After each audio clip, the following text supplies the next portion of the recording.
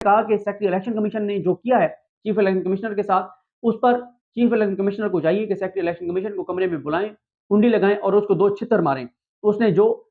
کیا ہے chief election commissioner کے ساتھ، ظاہر ہے ان کا اشارہ اس طرف تھا کہ اب پورا پاکستان منشی کہہ رہا ہے۔ پھر انہوں نے یہ بھی کہا ہے کہ وہ ایک ایک لفظ پر قائم ہے، ایک لفظ سے بھی پیچھے نہیں ہٹ سکتے۔ اور فواد چودھری نے کہا کہ جیلم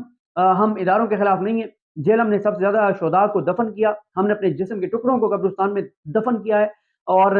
ہم جو ہے وہ اداروں کے خلاف نہیں ہیں، لیکن ہم جو بات کر رہے ہیں وہ اداروں کے حق میں ہیں کہ ادارے عوام کی رائے کے خلاف نہیں جا سکتے۔ اور پھر فواد چودھری نے کہا کہ الیکشن کرائیں، منتخب حکومت کو اقتدار حوالے کریں، کیونکہ پاکستان اس وقت بحران کا شکار ہے۔ اور وہ کہتے ہیں کہ عمران خان کی جو جدوجہد ہے، جو عمران خان کا پیغام ہے، حقیقی آزادی کی جنگ ہے، اس کے لیے مجھے کوئی بھی قربانی دینی پڑی، ہمیں کوئی بھی قربانی دینی پڑی تو ہم تیار ہیں۔ فواد چودھری نے کہا کہ یہ ایف آئی آر، جیلیں، قربانیاں اس جدوجہد کے سامنے حقیر ہیں جو عمران خان کی قیادت میں ہم کر رہے ہیں۔ فواد چودھری نے کہا کہ جتنی سختیاں آپ کریں گے اتنے ہم کندن باندھ کے باہر نکلیں گے، اداروں اور عوام میں فاصلے نہیں ہونے چاہیے، سب کو پلاس کریں، اور میں اداروں کا حمایتی ہوں، لیکن اس طرح سے جو معاملات چل رہے ہیں یہ نہیں چل سکتے۔ یہ انہوں نے گفتگو کی، انہوں نے واضح طور پر بتا دیا ہے کہ وہ عمران خان کے ساتھ کھڑے ہیں، عمران خان کا ساتھ نہیں چھوڑیں گے، اور جو بھی اگر کوئی سمجھتا ہے کہ عمران خان جو ہیں ان کو فواد چودھری چھوڑ دیں گے یا بات کرنا چھوڑ دیں گے، ایسا نہیں ہے۔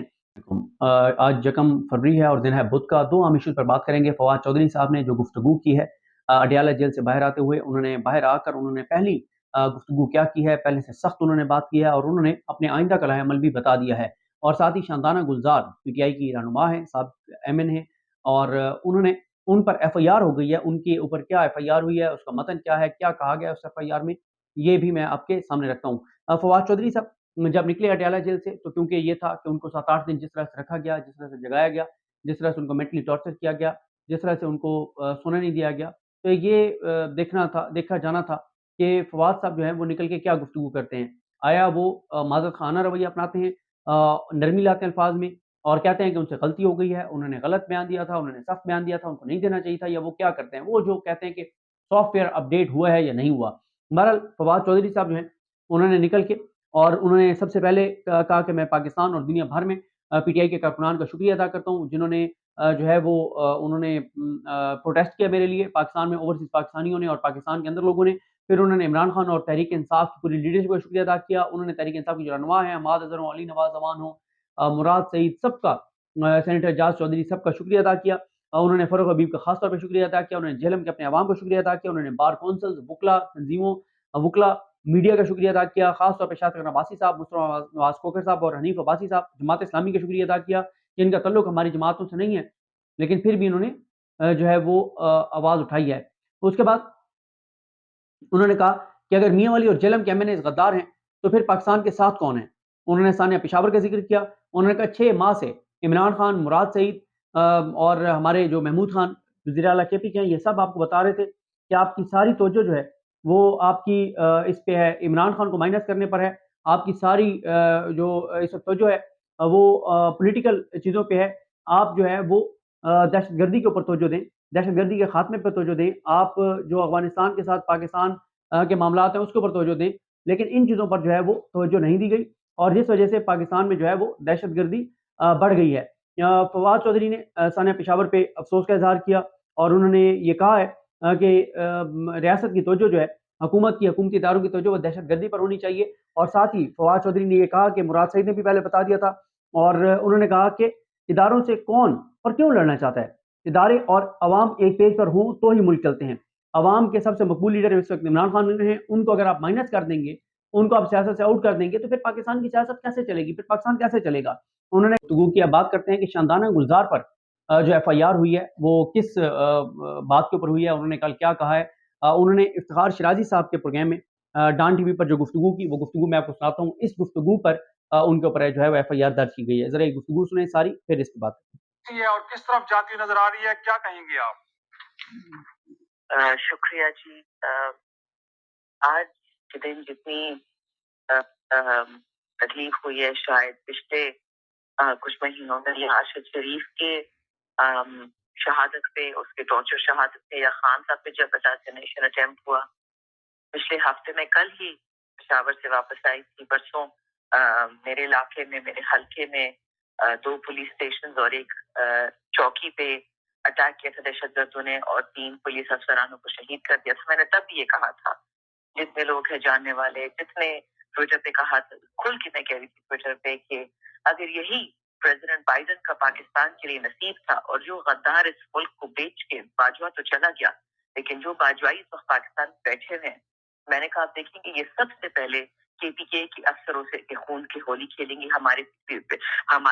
पुलिस के खून से होली खेलेंगे और सिर्फ एक मकसद है उनका, एक मकसद कि जी अमेरिका को यहाँ पे अड्डे देने हैं, दोबारा यहाँ पे आपने ऑपरेशंस करवानी है, दोबारा ये क्या नाम है फजल रहमान ये कुरान अपना छापा बना के लोगों से वोट मांगेगा और ये सारी गेम एक इमरान खान को खत्म करने के लिए इन्होंने पूरा पाकिस्तान तबाह बर्बाद कर दिया। मैं ये जानना चाह रहा हूँ कि ये क्या जाना चाहिए, रादर ये कि उनको स्पेस। जी, मैं सिर्फ पीटीआई की रिप्रेजेंटेटिव नहीं हूँ, मैं पेशावर की हूँ, ये मेरा शहर है, मैंने उसको चूर चूर होते हुए देखा है जनरल मुशर्रफ के टाइम पे। ये पाकिस्तान की बदकिस्मती कि जब जर्नैल अपने आप को खुदा समझने लगता है, फिरौन से भी बड़ा हो जाता है, तो उसकी केपी की शामत आ जाती है। भैया आपके पास इतने बड़े बड़े शहर है, वहां पे तालिबानों को भेजें, आप लाहौर भेजें, आप पंजाब में इतनी आपकी छावनियां है, इंडिया आपका दुश्मन है, बॉर्डर पे कुछ भी हो सकता है, होता सारा केपीके में है। मतलब ये तो समझ नहीं आती। अच्छा चल तहरीक तालिबान अफगानिस्तान ये करती तो समझ आती कि जी अब इनके बकौल तो अफगानिस्तान हमारा दुश्मन है, तो उन्होंने तो नहीं किया। तो तहरीक तालिबान पाकिस्तान को पालता कौन है, इनको पैसे कौन देता है? और वो तो बॉम्ब ब्लास्ट करे ना करे वो तो उससे क्रेडिट लेंगे। मुझे बताएं 8.5 साल खान साहब की हुकूमत की केपीके में एक ड्रोन नहीं होता, एक बॉम्ब ब्लास्ट नहीं होता और खान साहब 8.5 महीने में क्या चले गए। पहले क्या कहते मालाकंड डिवीजन बाद में हुआ, फिर अभी पेशावर में हो रहा है, तो उनको क्या पता, इनको क्या लगता है कि लोग अंधे हैं। अभी ट्विटर पे शहबाज शरीफ की एक मैसेज लोगों ने ट्वीट किया है, उन्होंने एक ओपनली बोला था कि मैं तालिबान से हर डील करने को तैयार हूँ, सिर्फ मेरी ये शर्त है कि पंजाब में दहशतगर्दी नहीं करनी, बाकी पॉइंट टेकन, ये बहुत पुरानी बातें हैं, जारी सी बात रिपीटेडली हम इनको जिक्र कर चुके हैं। लेकिन जनरल साहब मैं आपकी तरफ आऊंगा। इनफैक्ट जिस तरफ शंदाना साहब भी इशारा कर रहे हैं अफगानिस्तान की सूरत हाल को लेके, तो क्या कहेंगे इस सारी सूरत हाल को हम ब्लेम करें क्योंकि अफगानिस्तान के अंदर तालिबान की हुकूमत आई है, शायद माजी में ये लोग उनके पार्टनर रहे हैं, इनके लिए वहां पे ये यहाँ तक आपने सुना, आगे मैं थोड़ा सा जल्दी जल्दी पढ़ देता हूँ। जब यहाँ पे उन्होंने यहाँ तक बात की तो उसके बाद उन्होंने कहा कि पंजाब में करने से अच्छा शहबाज शरीफ यहाँ तक आए ना ले तो क्या हुआ। अच्छा इसके बाद उन्होंने लिखा कि जो एंकर पर्सन है उन्होंने कहा जिस पर शांदाना गुलजार एंकर पर्सन ने कहा कि शांदाना साहिबा आप जैसी सीनियर पॉलिटिशियन से हम इस किस्म की स्टेटमेंट की तो खैर तो को नहीं करते कि बाकी मुल्क के अंदर धमाके होते हैं तो ठीक है लेकिन केपी के अंदर नहीं होने चाहिए। जिस पर शांदाना गुलजार ने कहा कि मैंने ये नहीं कहा, मैं इसका उल्ट कह रही हूँ कि सिर्फ केपी के में ही क्यों होते हैं, ज़रा इस पर तो सोचें। शहबाज शरीफ की स्टेटमेंट है न्यूयॉर्क टाइम में कि तालिबानों से भीख मांगता हूँ कि प्लीज़ मेरे सूबे में धमाके ना करें और जहाँ करने हैं करें। इन्होंने तो सिंध, बलूचिस्तान और केपी के तीनों को तो पानी में डाल दिया है। तो आप मुझे बताएं कि ऐसे बुज़दिल लोग मिलते हैं पाकिस्तान को जो अपने आप को लीडर बोलते हैं, तो क्या बनेगा पाकिस्तान का। शांदाना गुलजार सीनियर रहनुमा तहरीक इंसाफ के इस इंटरव्यू का मकसद पाकिस्तान और अवाम में बदअमनी, इंतशार, शरअंगेज़ी, बेचैनी और खौफ फैलाने। मजीद इल्ज़ाम अलैह ने